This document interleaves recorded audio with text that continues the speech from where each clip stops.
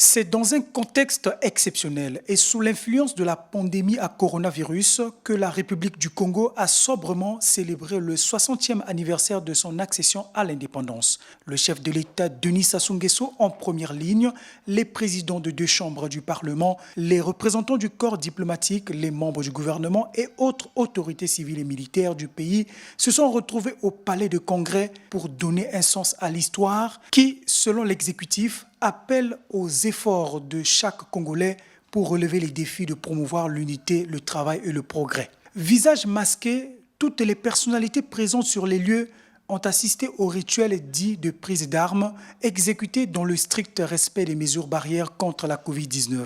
Un virus mortel qui n'a pas empêché les dirigeants congolais d'organiser en communion avec le peuple ces festivités dans l'esprit de la liberté et du vivre ensemble.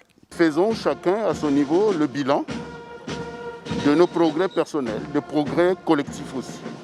Mais surtout en sublimant le vivre ensemble parce que la République c'est surtout ça, c'est le bien commun, la chose publique, dont il faut rechercher une forme d'affirmation constante à chaque anniversaire.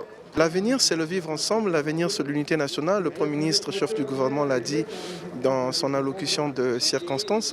Et c'est pour ça que nous parlons de la stabilité politique et institutionnelle, parce que sans des institutions stables, on ne peut garantir aux uns et aux autres le mieux vivre ensemble. Cette cérémonie des 60 ans de l'indépendance du Congo, qui a duré environ 35 minutes, s'est déroulée sans défilé solennel des troupes des forces de défense et de sécurité. Cet événement festif inédit est intervenu à 7 mois de la présidentielle de 2021.